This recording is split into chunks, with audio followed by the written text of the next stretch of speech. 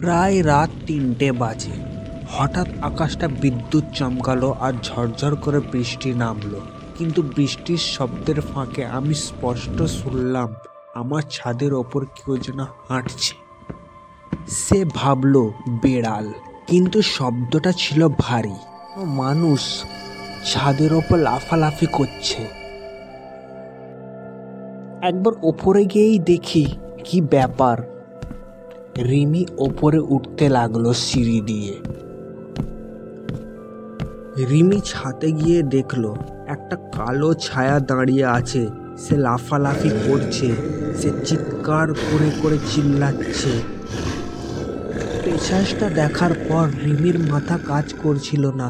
চারপাশে যেন কুয়াশায় ঢেকে গেল। সে বুঝতেই পারছিল না কি করবে। হঠাৎ বুক ফাটা চিৎকার করে উঠল, একটা ভয়ঙ্কর চিৎকার, আর সঙ্গে সঙ্গে অন্ধকারে ঢলে পড়ল রিমি। রাতটা যেন থেমেছিল। পরের দিন সকালে দরজা খুলতেই রিমিকে মেঝেতে অচেতন অবস্থায় পেল তার বাবা মা। এই রিমি, মা, অত রাত্রে ছাদে কি করছিলিস মা?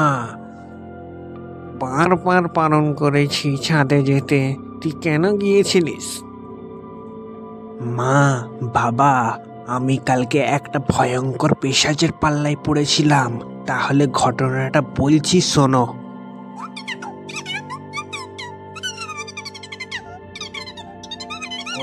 তাহলে শোন মা, ওইটা কোনো পেশাচ নয়, ওইটা হচ্ছে তোর দাদু।